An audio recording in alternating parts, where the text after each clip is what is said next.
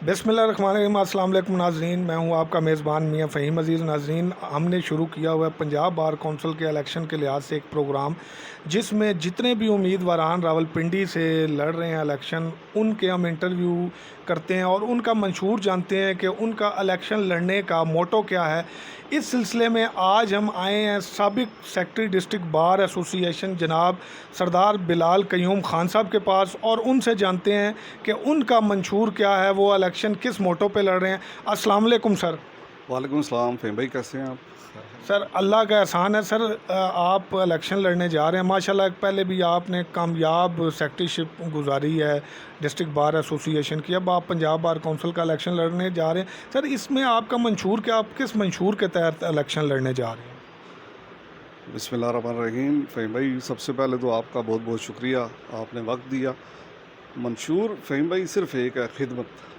इससे पहले सेक्रेटरीशिप के दौर में भी अपनी तरफ से भरपूर ये कोशिश की कि वकला की सेल्फ़ रिस्पेक्ट जो है उसका ख्याल रखा जाए, उसको मजरू ना होने दिया जाए। और इंशाल्लाह अभी भी यही मौक़िफ़ है, अभी भी यही मंशूर लेके चले हैं कि जो हमारे से मुमकिन हो सका। सबसे बड़ी बात जो मैं समझता हूँ कि हमारे वकला भाइयों की ऊपर के लेवल पर कोई आवाज़ नहीं बनता, हमारे मसाइल की कोई आवाज़ बनता ही नहीं है। और जितने हम प्रॉब्लम फेस करते हैं ना, वो नीचे कचहरियों की हद तक वकला जो है वो फेस करते हैं।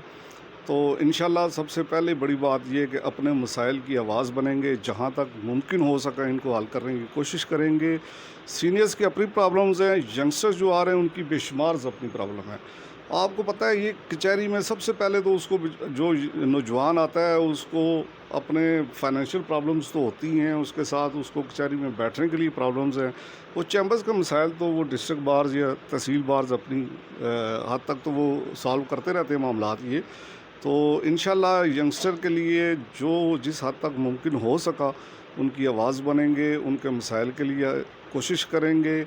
और अभी जो आपने कोरोना में देखा वकला के साथ जो मामलात हुए, मतलब कैंपेन के दौरान स्पेशली छोटी बाज़ में जब आप जाते हैं तो वो इतने उनको फंड्स मिले हैं कि वो बताते हुए भी यकीन करेंगे शर्म महसूस होती है कि गवर्नमेंट लेवल तक और हमारे हाई ऑप्स तक हमारी कोई सुनवाई नहीं है। तो एक जो सेल्फ़ रिस्पेक्ट होती है एक लायर की, काले कोड की जो इज़्ज़त है, वो बहुत हद तक मजरूह की गई है। और इंशाल्लाह इसको बहाल करने की कोशिश करेंगे। पंजाब बार में जो हमारा बेनेवोलेंट फ़ंड आज से 30-35 साल पहले से जो चला आ रहा है, वो अभी तक वही पोजीशन है। उस पे भी बहुत सारी खामियां हैं, वो खामियां दूर करने की कोशिश करेंगे। लेकिन ये उस वक़्त ही मुमकिन है कि जब नए आने वाले इस पर प्रॉपर तवज्जो देंगे और सब मिल के एक लाइन ऑफ एक्शन पे जो है ना मसाइल हल करने की कोशिश करेंगे।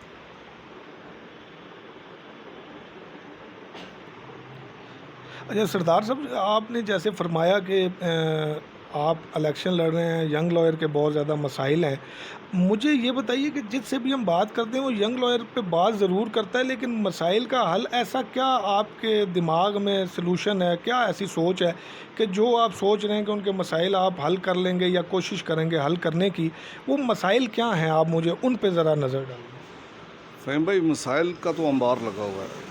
यकीन करें, मतलब जब पेरेंट्स बच्चों को एलएलबी में एडमिशन कराते हैं, अब तो फ़ीसेस भी इतनी भारी हो गई हैं कि सोच है आपकी। उसके बाद जब कचहरी में इंटर होते हैं, जूनियरशिप में आते हैं वो यंगस्टर्स, उनके फाइनेंशियल जो है ना मामलात बहुत ज़्यादा, जब स्पेशली जब पंजाब बार का लाइसेंस मिलता है तो एक उम्मीद उनको भी होती है और उनके घर वालों को भी बहुत ज़्यादा उम्मीद होती है कि अब हमारा बच्चा जो है ना वो अर्निंग की तरफ आ जाएगा। लेकिन कचहरी टोटली से डिफरेंट मामलात हैं। ये एक हमारे सीनियर हमने जो सुना है वो कहते थे कि एक आपको चिल्ला काटना पड़ता है जी, कोई कहते हैं 3 साल 5 साल 10 साल तक आप जो है ना इस लाइन में लगे रहते हैं। तो लेकिन ये अब चिल्ला काटने का दौर नहीं है सर।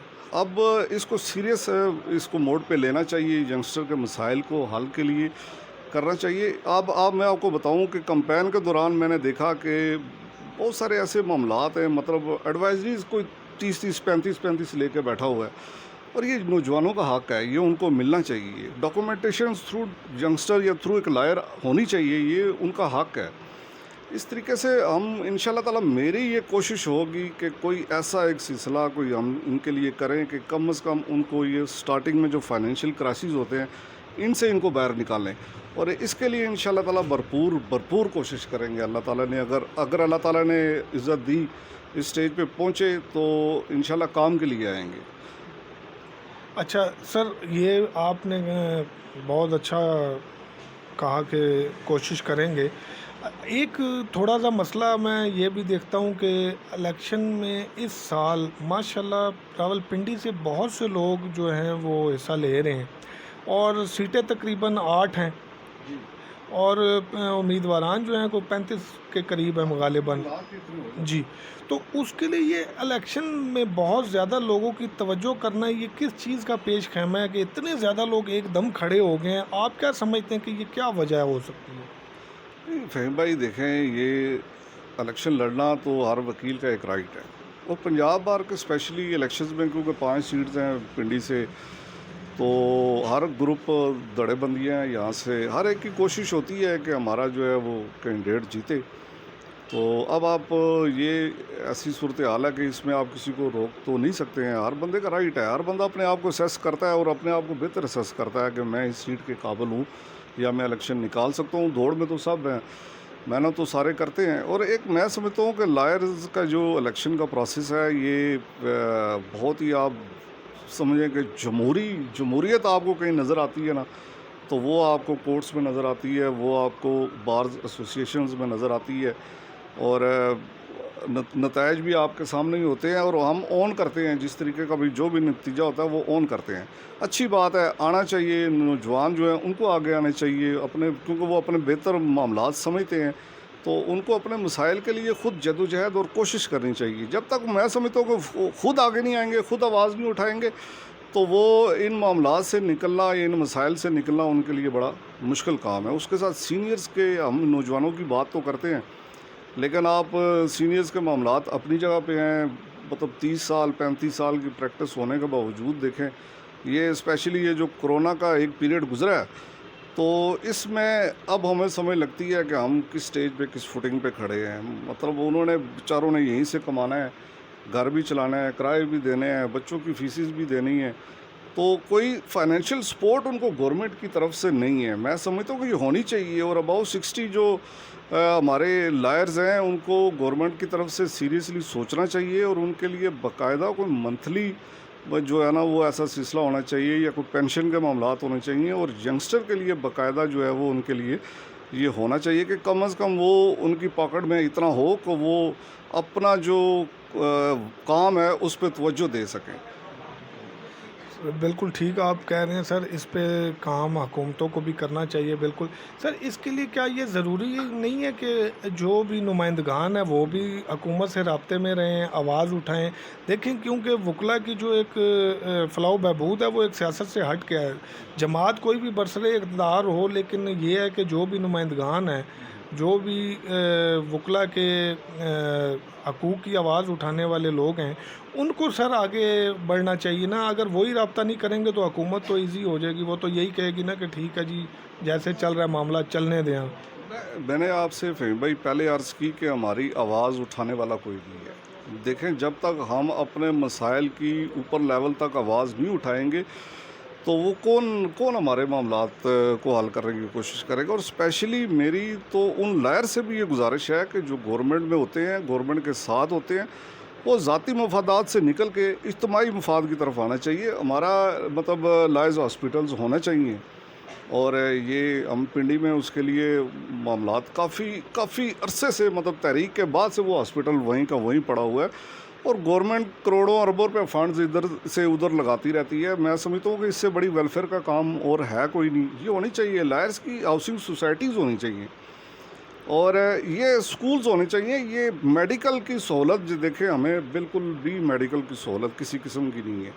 تو یہ مسائل جب تک ہم، مطلب جو عہدیدار بیٹھے ہیں وہ، یا جو گورنمنٹ کے ساتھ ہیں، گورنمنٹ میں کسی جگہ پہ ایڈجسٹ ہیں، وہ اپنے اجتماعی مفادات کی طرف نہیں سوچیں گے، ان کی طرف دھیان نہیں دیں گے، تو یہ معاملات حل ہونا بہت مشکل ہے۔ ظاہری سی بات، اب کہتے ہیں سوئے بچے کے منہ پہ پیار کرنے کا فائدہ کوئی نہیں ہوتا، یہ کیا اس طرح کا کوئی جملہ بھی ہے؟ تو وہ جو ہے نا، ہمیں خود، میں سمجھتا ہوں کہ یہ ان کے لیے خود آگے بڑھیں گے تو یہ معاملات حل ہوں گے۔ سردار صاحب، آپ انٹرویو شروع ہونے سے پہلے لیڈیز لائر کے بارے میں بات کر رہے تھے، تو اس کے بارے میں آپ کا کیا کہنا ہے؟ لیڈیز لائر کے کیا مسائل ہیں؟ فہیم بھائی الحمدللہ اب یہ دیکھ کے اب ہمیں مطلب بڑی خوشی ہوتی ہے کہ لیڈیز لائرس کی اب بہت زیادہ تعداد اس فیلڈ میں آ رہی ہے، اور ایک خوش آئند بات ہے، لیکن اتنے ہی زیادہ وہ معاملات ان کو پریشانیاں اور مسائل کا سامنا کرنا پڑا، اور سب سے بڑا مسئلہ جو ہے نا ان کی ٹرانسپورٹیشن کا، صبح آنا واپس جانا، یہ بہت زیادہ جو ہے نا ایک مسئلہ ہے، اور اس کو جو ہے وہ حل ہونا چاہیے باقاعدہ۔ میں سمجھتا ہوں کہ لیڈیز لائرس کے لیے اسپیشلی ٹرانسپورٹیشن کا ایک جو ہے نا وہ سلسلہ ہونا چاہیے، تاکہ وہ باعزت طریقے سے گھر سے نکلتی ہیں، کچہری میں کام کریں اور واپس چلے جائیں۔ تو اس کے لیے یہ معاملات جو ہے نا اس کا ہونا چاہیے۔ اس کے علاوہ کچہری کا مطلب ماحول اور ان کے لیے سازگار بنانے کی بہت زیادہ ضرورت ہے، تاکہ ایک باعزت پیشہ ہے اور باعزت طریقے سے وہ روزگار کما سکیں۔ اچھا سردار صاحب، آپ آخر میں کوئی میسیج دینا چاہیں وکلاء کو، لائرس کو، اپنے الیکشن کے حوالے سے، یا جنرلی کوئی بھی بات کرنا چاہیں تو اس پہ ذرا دیں۔ میں اپنے وکلاء بھائیوں کو، بہنوں کو، اسپیشلی نوجوان جو ہمارے بھائی بہن ہیں، ان سے میں یہ گزارش کروں گا کہ الیکشن جو ہے نا یہ آپ کے مستقبل کا ایک فیصلہ کرتے ہیں۔ بہت سوچ سمجھ کے آپ نے چناؤ کرنا ہے، ووٹ دینی ہے، تاکہ جو ہمارے مسائل ہیں وہ کم از کم کوئی ایسے لوگوں کو آگے لے کے آئیں جو کم از کم آپ کے معاملات کے، آپ کے مسائل کے لیے کسی جگہ پہ بھی بیٹھے ہوں تو وہ بات کریں۔ ایسے لوگوں کو جو ہے وہ پروموٹ کرنا چاہیے اور آگے لے کے آنا چاہیے۔ میرا یہی میسیج ہے کہ آپ نے یہ اپنی جنگ جو ہے یہ ہم نے خود لڑنی ہے، اس کے لیے ہم نے خود کوشش کرنی ہے۔ اور میں فہیم بھائی آپ کا بھی پنڈی وال جو چینل ہے اس کا بھی بہت مشکور ہوں کہ آپ نے مجھے موقع دیا، اور مجھے موقع دیا کہ میں اپنی آواز آگے پہنچا سکوں۔ اس کے لیے میں آپ کا بہت مشکور ہوں انشاءاللہ۔ ہمارے ساتھ موجود تھے سابق سیکرٹری جنرل ڈسٹرکٹ بار ایسوسی ایشن راولپنڈی جناب سردار بلال قیوم خان صاحب، اور وہ اپنا منشور آپ کے سامنے رکھ رہے تھے۔ ہم صرف یہی کہیں گے کہ آپ ان کی بات سنی آپ نے کہ ووٹ آپ ایسے شخص کو دیجئے کہ جو مستقبل میں آپ کے لیے فائدہ مند ثابت ہو، کیونکہ یہی ووٹ آپ کا جو ہے وہ آپ کے مستقبل کا فیصلہ کرتا ہے۔ 5 سال کے لیے آپ ایک بندے کو منتخب کرتے ہیں، اور وہ 5 سال آپ کی ایک توانا آواز بن کے آگے آئے تو تبھی آپ کے مسائل حل ہوں گے۔ اپنے میزبان میاں فہیم عزیز کو دیجیے اجازت، انشاءاللہ نیکسٹ ٹائم کسی اور کینڈیڈیٹ کے ساتھ آپ کے سامنے حاضر ہوں گے۔ پاکستان زندہ باد، پاکستان پائندہ باد۔